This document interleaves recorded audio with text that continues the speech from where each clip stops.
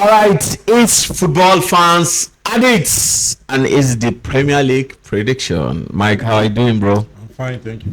I know you're heartbroken during the week. Amorim is after my life.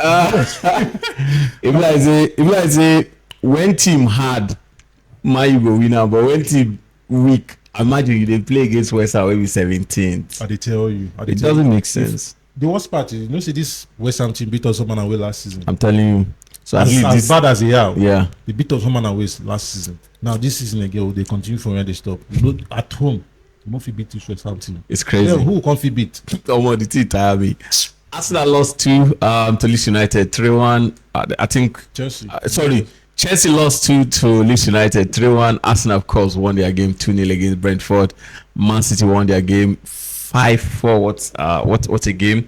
So basically, what we're doing today, we're doing the prediction of this new weekend. We have some big games to come. So please, if this is the first time of seeing this channel, subscribe, like, and on the notification button. I'm here with my co-host Mike. Yeah. My partner in crime. All right, guys. Let's go straight to the point, right? Aston Villa against Manchester United against. I don't know why mine got it, but we are the biggest club in the world, so you are pardoned. Yeah. You are pardoned. All right, well, it's Aston Villa against Arsenal. It's first against third. It's going to be a very, very tough, entertaining game, bro. Arsenal, they just feel like nobody can stop them presently now in the Premier League. You understand? Let's see. It's an early game against Aston Villa in a tremendous form, to be candid. How far? What do you think about that game? Kudos to Emery. Having started the season poorly, he has been able to pick up the points. Yeah. And he has been on a good run of form. Yeah. And now they are third on the league. Mm-hmm. Way higher than Chelsea, Manchester United. Like silently, you're not hearing any noise about them. I swear. They're climbing. They only glance once more. But one thing I know about Emery team is against the big boys, they don't do well. Yeah. They don't do well against the big boys. So that's why I'm backing Arsenal to beat them. Arsenal. Yeah. Aston Villa. Yes. Yeah, I think it's going to be a tough one, to be candid. And like you said, man, when it comes to big teams, like I say, Emery knows how he played them well. In fact, against this Arsenal team last season, I think at Villa Park, they lost to Arsenal 2-0. So it's I think they perform at Emirates better than yeah, I'm telling you, because last 2 seasons ago, last 2 seasons ago, I think Aston Villa won at Emirates. They also won Arsenal at home. But last season, they lost to Arsenal at Villa Park. They played 2-2 at Emirates. So it's going to be a very, very tough one, to be candid. Yeah. But with the way Arsenal are playing now, you understand, sometimes they don't play some beautiful football, but they could just win the game. Arsenal is not known as the team that plays the best football in the league. Presently. I'm talking about presently, not Arsenal. No. Presently, they don't play the best football. They are the most effective team currently. They are good on if you want them to play, they can play. If it's set piece, they can score. Like anyhow you want it, they can keep the possession. They can hit you on the counter. They can score through set piece. Anyhow you want it, they can give it to you. They have game changers from the bench, like players like Trossard. Okay, now he's injured. I feel like if Trossard was in that match against Chelsea, it would have been a different ball game. Now you have Noni Madueke coming back from injury. Gyökeres is fit again. Yeah, Gyökeres is fit again. Back. So their players are coming back. But the only worry for them is that center of the park. Yeah. Gabriel Magalhaes and Saliba now getting injured. That is the only worry for them. But I feel with Mosquera and Nkapi, yes. What I saw. Mosquera got injured last week, but I'm sure they will still get someone that will replace him. They still have. I don't know if Ben White is fit. Yeah, Ben White is fit. He played last week, so I think Ben White can now come into the center defense. Then Lewis Kelly will go into that position. So I think they still have Calafiori. Calafiori. So they still have Timber. So these players can still do a good job. But there's nothing like when you have your first 11, like your favorites. That's in Gabriel and Saliba. They've been one of the best defensive players in the league. So they are going to be missed. Yeah. If I want to pick a scoreline, my problem with early game is I always fear early game. I saw to see See, anytime they get 2 games where I hate. I hate early game and I hate Monday game. night games. You understand? Yes. Like now, man, you get against Wolf. Monday night game. I don't like you understand? But that game against Aston Villa, I think Arsenal have to just win the any game now. Cause the way Man City they come now, bro, they can catch up at any time. So I know. Man City, Yes. Anyhow they win now. You understand? That's it. It's just 5 points now. Yes. If Arsenal lose one game now, bro, the league is back. Yes. You understand? So before you know it, 2 points. Before you know it, you're second. Yeah. Before you know it, keep dropping. So I'll be going for a straight win for Arsenal. To be candid, I'll be going for a 2-0 win for Arsenal. What do you think? I say a 2-1 win based on the form that Aston Villa on right now. I see them scoring. Yeah. So I see them scoring. So I say a 2-1 win for Arsenal. All right, man. The next one is Bournemouth against Chelsea. Chelsea lost their game last week against Leeds United 3-1. Bournemouth have kind of lost form too, but this is going to be a tough one, bro. Bournemouth is always a tough team. You understand? Yeah. So I'm surprised by their loss of form. Yeah. Their recent the team surprised me, man. Don't lie you. I'm surprised. This has not been the Bournemouth team we've been used to. And it's not like they made a lot of wholesale changes. They still have some of their key players in key areas. The likes of Semenyo is still there. Evan Nielsen is still there. So I don't understand their loss of form. But they are still a dangerous team, nevertheless. Yeah. They are still a dangerous team. They can hit you on the counter. They play beautiful football. And they still have a good manager that can do wonders. So against this Chelsea team is vulnerable. Without Caicedo, they are vulnerable, especially at the back. I'm telling you. But if Maresca is able to pick the correct lineup that is going to be able to shield that midfield and the defense, I see Chelsea winning, but it's going to be very difficult. Yeah. And also a very high scoring game. Yeah. Bournemouth not informed. Their last 5 matches they only drew once. Chelsea, we don't know what to expect from Maresca, bro. Because the point we say Chelsea should play one big team, they will just win them. You understand? Next week they will play against one small team. Maresca will do what Maresca knows how to do very well, and they will lose the game. You understand? And I think the biggest problem for Chelsea this season, no be the players. The biggest problem is the manager selection. You understand? But and one thing with Maresca, I be like say, as many Chelsea fans know, in the select team play. Funny enough, now this Bournemouth, I feel like he go take him very serious. Cause one of the reasons we make him use weak team against Leeds United now because of this Bournemouth. You understand? Because this is going to be a very high intensity. Yeah, so I'm sure say Maresca for sure. That game against Leeds United, every fan go dey vex. Yes. Then against Bournemouth now, he go win perfectly, go Champions League win.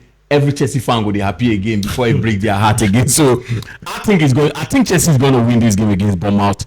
I'm going for a 3-1 win for Chelsea. All right, the next one is Everton against Nottingham Forest. Everton in a pretty medium form. Nottingham Forest medium form too. You understand? Both of them. This game for me, I feel like say a draw fit happen for this one. So I go for 0-0 draw. How far? What do you think? Well, Everton, this has been their form for the past how many seasons now? Yeah. So, but Nottingham Forest coming from a very impressive season. Then the owner and the manager with their tussle put the club where it is now. Yeah. Do you understand? So, but now they have a stable manager in Sean Dyche. So it's not like he's going to do like a really excellent job, but he's just going to keep the team afloat. That one day. That is just going to keep the team afloat. So I see it's going to be a drab game with not much scoring chance. So it's either maybe one of the teams nicking it maybe at 1-0, and I see Nottingham Forest doing it. Right?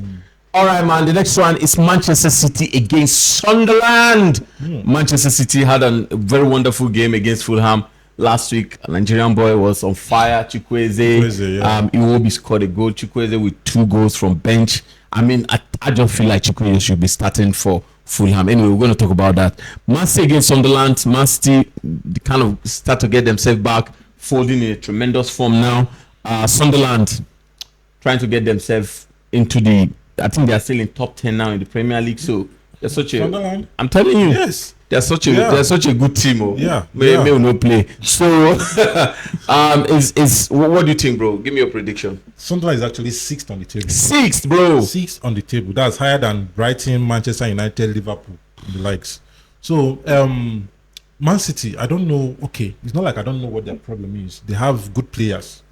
They have good midfielders. They still have same set of players they've always had. Then added new ones.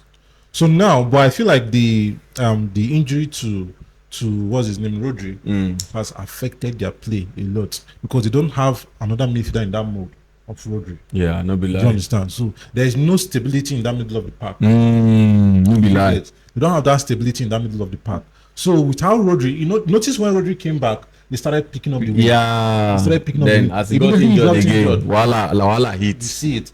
They can score goals. That is why they are winning currently. They will outscore you. But there is not going to be every match that they are going to outscore you. There are some matches that you find goals hard to come by. Yeah. And those kind of matches are going to lose. So, but this Sunderland team has been his high scoring team too. If you score, I score. If you score, I score. So, and I don't see this Man City team keeping them out. So it's going to be a very high scoring game, just like the likes of the last match against Fulham and the previous one against Leeds United. So this is going to still be a high scoring team. Now, with the Champions League in mind, what do you think Pep Guardiola is going to do? Is he going to rest players or still play his best players? No way that he lost his last Champions League. So thank you. So it's going to be very dicey, but Sunderland, I see them picking up something. Wow. Yes. Feel they could pick a draw. Yeah, I see them picking up something. So it's very hard. Not a draw because Man City, they barely even draw. It's either you beat them or they win you. It's either you beat them or they I beat don't you. be like advanced team home. Etihad don't be playing where we say they no fit win now. They fit win them there anyhow. Etihad have never been I don't know, man. I don't know, because of that Champions League that we're talking about now. I think I'll be going for a full-time run this one. I'm going for a 1-1 draw. It's Newcastle United against Burnley. Burnley have lost their last 5 matches. Newcastle United, of course, drew against Tottenham 2-2. What a game! What a game! Yeah. This year's striker is on fire. Watermaid, right? Watermaid. Yeah, he's on fire now. I mean, what do you think? For me, I feel Newcastle is going to win this one. You understand? Even though they're preparing for Champions League, I'll be giving them a straight run. I'm giving them 2-0 win. Well, with the signings they've made, they've found a way to bring everybody together. Everybody's playing together. The manager is still getting his tactics and plans across to the team. You understand? So the new signing are blending in, and they slowly have started picking up the points. Yeah. Because they didn't start the season well because they missed Isak. Isak was a very big player for them. So, but slowly they've started picking up the point. And this Burnley team, these people are going straight to relegation. There's no two ways about it. They are going back to where they came from. I don't think they have the quality to sustain them. Yeah, I think they will. They are going back. In fact, my prediction, I said they were going to go back. They don't have the quality to sustain them in the league. So the league has gone farther than them. That the league have escaped them. I think what they are doing now is, let's say, it's the same thing Ipswich did last season. They played well, they played good football, they scored some good goals. At the end of the day, they went to relegation because they don't have the quality. So it's going to be the same thing for Burnley too. So I see Newcastle beating them convincingly. Scoreline? Let's say a 3-1 win. 3-1 win. All right, man. It's Tottenham against Brentford, bro. Tottenham won Brentford last season, home and away. But man, Brentford, they lost against Arsenal 2-0. Tottenham drew their game against Newcastle 2-2. Tottenham have not won any game in their last 5 matches. They've lost 3 and drawn 2. Thomas Frank is on fire now. In their last 2-2 game, the fans were shouting out, we'll be sacked in the morning. So I mean, Tottenham is just normal Tottenham, so it is what it is. Brentford, of course, they're just in between. Win today, lose tomorrow. Win today, lose tomorrow. So what's your prediction, bro? Imagine losing someone like Belmo. Yeah. And still trying your best with the new signings. I'm telling you. And you're still playing as good as you're playing currently. Because Belmo was like one of the best attacker in the league last season. Yeah. Then losing that goal, that leadership and everything he had to offer, and still doing what you're doing. Now compare it to this Tottenham Hotspur team. I think Thomas Frank was the former manager of Brentford. Yeah. so it's going to be a tough one. So it's going to be very dicey. He's going back to his former club. It's going to be very dicey. But this Tottenham team, they've been really disappointing. Like the most disappointing team in the league. Because they have quality players. They have good players to actually do something good. I don't know what the problem is. Because you can't say Thomas Frank is not a good manager. Yeah. Because we've seen what he's been able to do with the Brentford team. He's a good manager. So is it that he's not getting his plans across to the players, or is it that the players are not buying into the system, or is it that they don't want to play for him? What is it? So, but with they have good leaders in that team. Tottenham, just like Manchester United, are just under the same boat. No be lie. And if fans are clamoring for Thomas Frank to be sacked, then they should be clamoring for Ten Hag to be hanged. Amorim to be hanged. I wish I've gone since the end of last season. But that notwithstanding, I think Brentford they have a stake in this game, considering how Tottenham has been playing currently. Yeah. They are devoid of form, confidence, and they have a Champions League to play. So they will be playing this match with keeping one eye on the Champions League match. So I see Brentford doing this, and their striker Igo Thiago, right? Igo Thiago is second highest goal scorer now in the league. I think it's with 12 goals behind just Haaland. So I see him causing Tottenham a lot of problems. So, yeah, I mean, when you look at this Tottenham team, nobody will say person no fit beat to be kind of. So me like this, I they even feel like say as you, they feel like say Brentford will beat them. That's I'm my telling you. So I'm going for a 2-1 win for them to be kind of. It's Leeds United against Liverpool. Liverpool drew their game against Sunderland 1-1 last week. Leeds United, of course, won their game against Chelsea 3-1. I think they'll be coming into this game with full of confidence, bro. Yeah. What do you think about that game? You know, one thing about beating a big team is that your next match is always going to be difficult to play. Yeah. Because of I don't know if it's the energy you put in the previous match you get. So I don't see Leeds United winning this one. I don't think they're going to beat Chelsea and Liverpool back to back. What do you think is wrong with Liverpool? Because I feel like Liverpool is a team that when you look at, you'll be like, okay, they should be topping the table. You understand what the kind of players they have with the manager they have. I mean, last season he won the league. You understand what has changed that made Liverpool this week? I know that. I mean, we're going to talk about some players today, but man, let's start from the manager. What do you think went wrong? I think it's the same thing that happened to Ten Hag. Will I say happened to, or the same thing Ten Hag did when he was in Manchester United, in that he came in first season, he used the players. I don't know if maybe he was getting to know the player or what I don't even have an explanation for that. So, but everything he did that first season worked well. Yeah, he finished third. Rashford scored up to 30 goals that season. McTominay was scoring. Bruno was scoring. Yeah.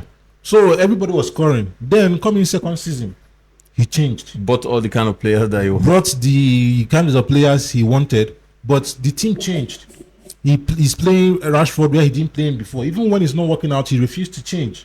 So I think the same thing is happening to Arne Slot. Yeah. Well, the thing with Arne Slot is I think the kind of players he has and the squad, the Liverpool team, the kind of football Liverpool team is meant to play, I don't think it suits the kind of players they have. Yes, the kind of football he wants to play currently, the kind of players he has, I don't think it suits that system. I think the person that would have changed that whole stuff is Florian Wirtz. But the fact that he has not been firing now has kind of slowed down the progress of that team. It was supposed to be like, okay, when before Ole got Fernandes, he had the team set up, but it was clear that a creative team was needed. So, and he scouted, and Manchester United went for Bruno Fernandes, bought him. Immediately he started playing, we started scoring. That was what Wirtz was supposed to do. But he has come in, he's not able to carry the team, he's not able to perform. Due to that, they don't have any creativity from the midfield. Now, previously, their creativities don't come from the midfield, it comes from the right and the left back. Remember when Arnold and Robertson were having the highest assists before? So they are switching play from left to right, right to left. So from here to Luis Diaz or Gakpo or anybody. Then from left to Mohamed Salah. So somehow, instead of getting left or right backs in that same mode, they go something different. Of course, you can't have two Arnold. Yeah. You can't have two Arnold. Of course. You can't have two Robertson. If you can have two of them everywhere in the world, they won't be the kind of special players they have. Yeah. So no matter the kind of opinion you have about Arnold, he suited that Liverpool system. He might not work in any other team, but in that Liverpool system, he suited what they wanted to do. So I think the whole thing is affecting because the kind of football Arne Slot wants to play The players are not able to do that. To play it. Now that's why you see the players like Mo Salah. I don't think Mo Salah is finished. Yeah. Mo Salah is not just the team is not optimizing his strengths. He's not the kind of player that should be running up and down. Yeah. He's the kind of player that you make use of his pace. You leave him as Klopp will leave him there. Before you know it, Arnold has launched the ball, or Robertson has switched play from here. He's closer to goal. But if you watch them now, they play a different system. So most times, as much as you want to blame the players, but yes, you blame the player a little bit, but still, you blame the manager and blame the board for the kind of team they are building. Yeah, I think. I mean, I know Slots. I'm like, okay, you have some blames, you understand, but I think junk of it to me will go to the players, you understand, especially the captain. I know Van Dijk, you understand, the senior players, Van Dijk, Mo Salah, and others, you understand. The problem with Van Dijk is at some point we're like, okay, he's one of the greatest defender of all time. We're comparing him with I never graded him as well, and John Terry. I mean, but you look at him now, he's like shit, you understand. The defense is awful. The way he defends, the way he coordinates defense, the way he talks to the press, man, you can see that, bro, this guy, he has lost. One thing about Van Dijk I've always done is when the going is tough, you don't find him.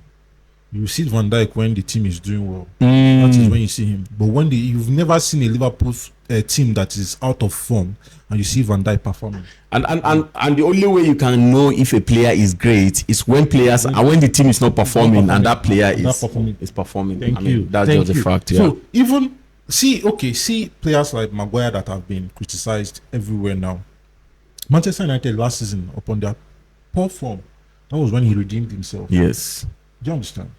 Right now, I can boldly tell you that, okay, if Maguire was fit against Everton, I feel like we would have scored at least a goal. Yes, that's a fact. That's a fact.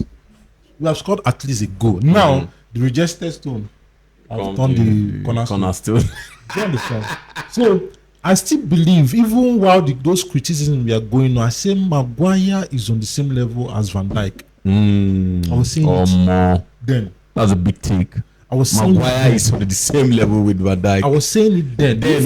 Just switch the club. Let it be that Maguire is the one playing for Liverpool and Van Dijk was playing for Manchester United. How do you think the career would have gone? Do you think Van Dijk could have carried Manchester United defense? If we don't even fit come back again. Watch the players that have been paired with Van Dijk. Do you understand? Players like Matip. That was like his best partnership for me. Matip.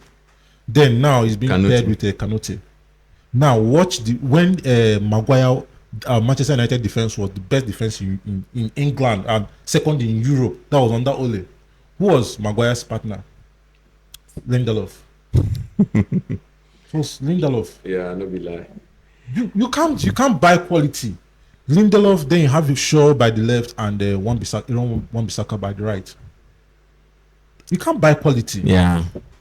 All right, what will be your scoreline? So I see Liverpool winning this one against Leeds. So it's going to be a 2-0 win.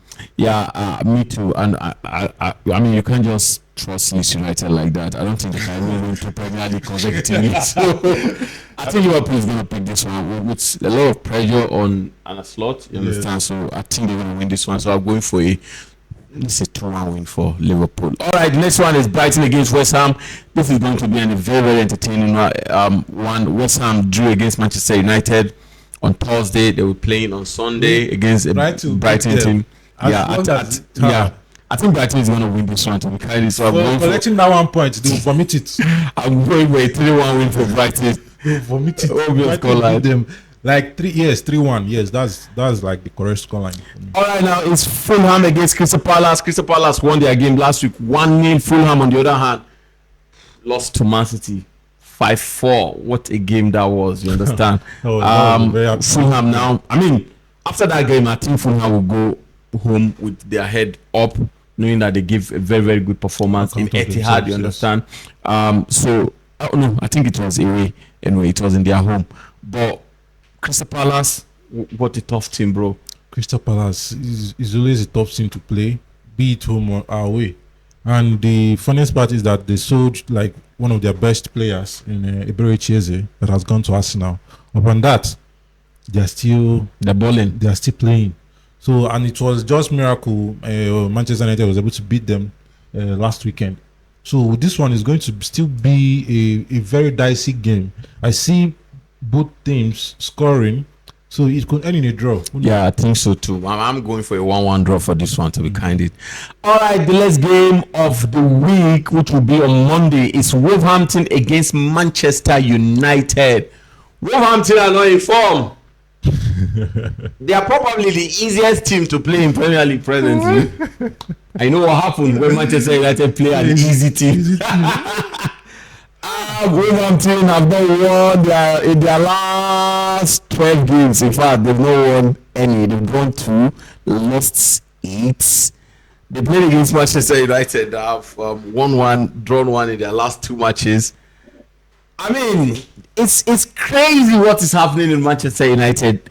This is the kind of game you look on paper and you'll be like, Manchester United should be winning Wolverhampton straight win. But against an easy team, against a team under the table, Manchester United don't win. Bro, what is wrong with your team? I think the reality currently now is that we are a mid-table team. Yeah, that's just the fact. Mid-table to relegation team. That is just the current fact. That is where Amorim has taken us to.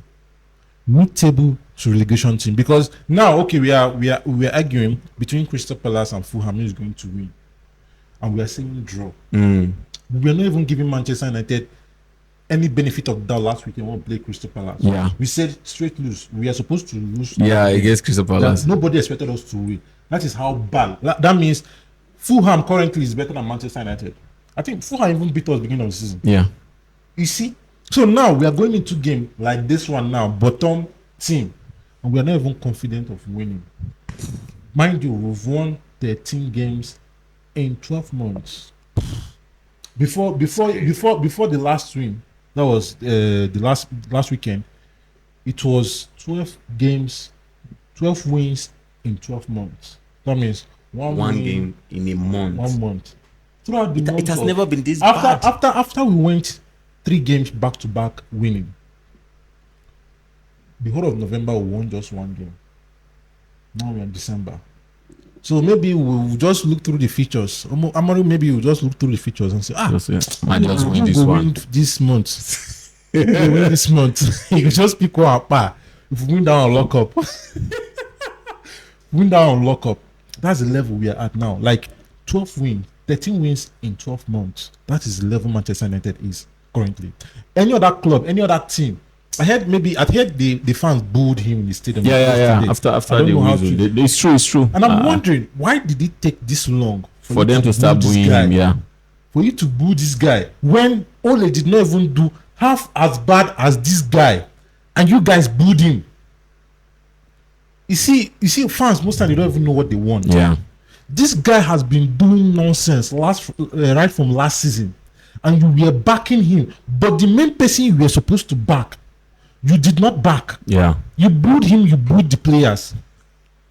Do you understand? Now we've accepted mediocrity. People will come and tell you Amorim is building something, and those same people will come and say, "Oh, they did nothing." You can't compare what Ole built with what the nonsense Amorim is doing now. Yes. We are not good at home. We are not good away. At least during Ole time, we're good away. I said we went full season unbeaten away, and they will tell you it's because of COVID. So other teams did not suffer from COVID. It was only team that suffered from COVID. I remember under Ole, I think when we resumed after COVID, we went like 3-4 games, winning 4, like by scoring 4 goals each match. Now we are even finding it difficult now to even score 1 per match. I remember Ole finishing second and he was apologizing to us. Apologizing to the fans. He was apologizing to the fans that sorry. This is not where we're supposed to be. This is not where we're supposed to be. The expectation should be higher. Winning the league should be expectation. That was what Ole was saying. And this one is here telling me about suffering. This man want to kill me with suffer. I can't finish suffering in Nigeria and be suffering Manchester United too. Yeah? Every time, every press conference, you tell me you will suffer. You will suffer. You will suffer out of my club. I can't keep suffering. Yeah, and I think another big issue that we should talk about again is the lack of using what Manchester United are known for is academy, success, and courage. Thank you. Do you understand? And now our academy is looking like a shit under this man. For the last, like now, you can say that you have done like one full season now. You put that half season plus this one, almost half season, and you look at, okay, how many young player have he promoted? Have he promoted into the team? How many young player have busted into the scene? You understand? You can start from during Van Gaal time, Rashford, right? During Ole time, you have Maximum. What do I call it? Greenwood. You have Greenwood. You understand? During Mourinho time, we have McTominay. You understand? But so you could, even during Ten Hag time, you have the likes of them. What's his name? Maino. You have Maino. You have Garnacho. So what am I saying? That for every manager, there's always a player they bring into the scene. They brought into the scene. But now you look at this man, he's not just killing the present youth in Manchester United, he's not even allowing some youths to come up. Do you understand? What is the essence of keeping Maino on the bench while you were losing, while you were drawing, while you were winning 1-0, or even while you were drawing the game 1-1, and you're bringing in Martinelli? You're bringing in Martinez, for God's sake. Who does that? The man just does some appalling things. Okay, like we were saying before, when you're going, there are some teams when you're going, they have a tradition. It's not every team in the world that can boast of that. The only few things I can count them on my 5 fingers like this now. See the Barcelona, Bayern Munich, Manchester United. These 3 teams, they have a tradition. They have a way of playing. And you don't go separate from that. It's just like when before Bayern Munich appointed Thomas Tuchel to be the manager, I said it was not going to work because their tradition doesn't fit into the kind of play he plays. Yeah. Before Jose Mourinho came into Manchester United, I said it's not going to work because we have a different tradition. Do you understand? We don't play possession football. Same way if Guardiola will not work in Manchester United. Because we have a tradition. That tradition is, you see, youth, like we have a set system, and that was why Ole did what he was able to do. Do you understand? Then you have to promote the youth. That was why Van Gaal, despite everything, despite the drab draws he played when he was manager, one thing you can credit him for was the number of youth players he was able to promote. You had the likes of Botry Jackson. You had the likes of Januzaj. Sorry, Januzaj was on Moyes. Yes. You had the likes of Rashford. Even Martial came as a young boy. There was this other right back, the one that gave Rashford the assist against Arsenal. I've forgotten his name. Yeah, I've forgotten his name too. Yeah. He promoted a lot of youngsters, and these boys played. Like when there was no other option, he promoted them. Then came Jose Mourinho. Despite the kind of manager he is, he was the one that gave, I think he gave McTominay, I think end of the season, was it the young player of the year or something, just to prove a point. Because he had the spirit. Now we have so many, do you know that the level of talent we have in our academy currently? Ole came, he promoted, Ole came, he had not even had his first full season. He was still interim when he went to PSG, away in the Champions League. With Greenwood, Tahi Chong. I swear. At Parc de France. And he won. That is what Manchester United is all about. Taking risks.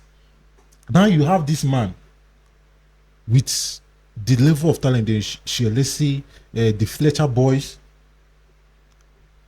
at the academy ready to play. Those ones are even far. You have Kobe Mainoo with what this boy has done, both with the level of talent this boy has. I'm telling you. Now, let's excuse the fact that, one of the boys that even came from the academy, that was last season under Ten Hag, Garnacho, let's even excuse that, maybe he had attitude problem, and you sold him. We can excuse you for that. Yeah. Now, what happened to Mainoo? Because since you've been benching him, he has not come out online to say anything. Yes. He has not thrown... Has been very professional. Anything you wanted him to do, he has done. Anytime you want to play him, he has played. Last week, he won throughout. Even if it's last minute, he has come on. Now, what is your excuse for not playing this boy, for crying out loud? It's obvious now. It's not like Ogate is firing on all cylinders. Then we excuse it. He's not. Why not find a way to blend this boy? It's obvious that Bruno Fernandes, as a deep line midfielder, is not working. That's just the fact. Like, it's obvious it is not working. Everybody could see this. It is not working. So why are you sticking to it? After all these former Manchester United players, sometimes they get me angry and they get me annoyed. They come out and they see all this not it's all about the fight. They don't have the fight, they don't have the grit, they are lazy. How long are you going to keep repeating this same thing? Because season in, season out, new players. Are you going to tell me Kunha 2 doesn't have the fight? Are you going to tell me Mbemo doesn't have the fight? You have the Casemiro that have won 5 Champions League, he doesn't have the fight. Are you going to tell me Sané Lamine too doesn't have the fight? Even Dogu that just bought, he too doesn't have the fight. Are you going to tell me Ahmad too doesn't have the fight? So how long are we going to keep repeating this same bullshit and start holding managers accountable? There's only as far as this excuse can go.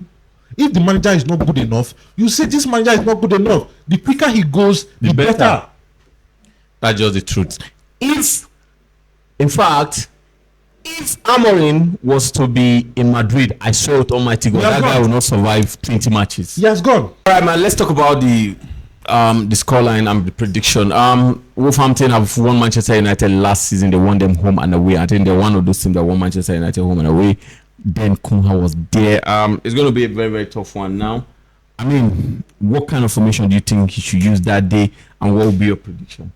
Asking me, I think he should abandon that 5-man defense. Though he can play the formation, yeah, but I think we should have more of not 5 defenders now. I think we should just have 3 at the back, then 2, maybe Casemiro and Mino. Then the other 2, right wing back and left wing back, should be attackers, pure attackers.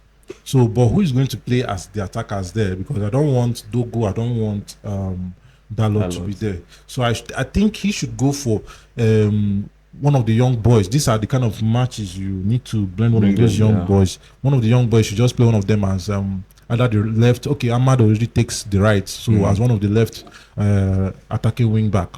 Then Casemiro and Mane can just stay back. So I think he should just experiment, like maybe even if it's for the first 45 minutes and see how it goes. Might be what will change everything for him. Who knows? So, but then I see us winning this match. I like to remain optimistic. Like I said before, I like to remain optimistic in that I want one will lose the match. I can be angry enough to say I'm going to leave my club. Because if I'm not expecting a win and we don't win, I will not feel much disappointment. Yeah. So I want to feel the disappointment in not winning against this Wolf team. Just like I felt against West Ham the last match. So my prediction is going to be, okay, let's say 2-1, because I don't see us keeping clean sheet. We are not keeping the clean sheet. So 2-1. All right, I think it's going to be a very, very hard game. And you know what? I can't even know what to expect from Manchester United presently. Because you think they're not going to win a game, they win it. You think they're going to win a game, they will not win it. So that's a fact now. So for me, I'll be going for a full-time draw on this one.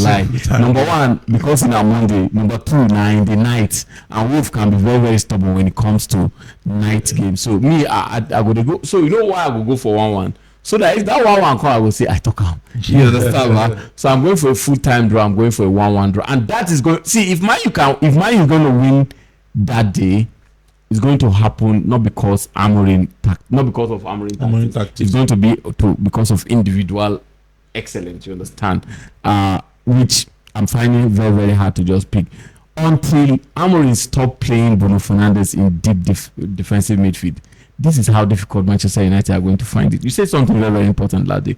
When was the last time we had a striker or any attacker going one-on-one with a goalkeeper? Yes. I can't remember. And that is because our best midfielder that can give out those kind of passes is playing deep. It's playing deep. We don't have the team to play this kind of football he wants us to play. Yeah. We don't have the team to play it. Okay. This kind of team, imagine some Manchester United fan, they would be like, sign Semenyo so that he come and play left wing back for you. Yeah? So he come and play with left wing back for you. But that's what the system requires. So it's not far-fetched. So now you can't sign a player like Semenyo for 60, 70 million. Then you come and play him as left wing back. Okay, Ahmad can be excused that, okay, we signed him from when he was young from Atlanta. Then he's being introduced into the system. And based on the quality of Ahmad, just so that he can play, because it's not every player you can put there. Yeah. Even he can't sign and Belmo and put him as right wing back. No, it's a player like Ahmad that you can play there that will just do the job. So that is why you barely even see Ahmad Mbeumo, maybe you just see Ahmad play right turn and Mbeumo drop, because both of them are similar players. Ahmad edges him when it comes to the one-on-one, 1v1 ability. Do you understand? Currently, I feel like Ahmad should be able to produce more on the final third than Mbeumo, based on, okay, now Mbeumo has lost form, but he's not taking risks. He's not taking risk. At least there will be how tough a match should be. You remove, even if it's Casemiro, since you want to play, you must play Dogu or Dalo. Do not let Dogu or Dalo be pushing forward. Let them drop deep. Remove one of the even if it's Casemiro, play an attacking player, even if he's a striker. Play. Now you want to cross ball. Fernandes is at the edge of the box. Kuma is at the edge of the box. Mbeumo is at the edge of the box. Now you have all this XG inside the box. So tell me how we're going to score goals. Very difficult. So there's nobody stretching the team. The defenders are very happy and they are comfortable defending. That's how easy we make teams to play. They are comfortable defending. If we don't scrappily just find a way, maybe like the one we scored last match, Casemiro just shot. Imagine it's Dalo that is inside the 18. I think don't finish. It's crazy, man. All right, man. 1-1, 2-1. Mike, thanks so much, bro. Thanks for having me, bro.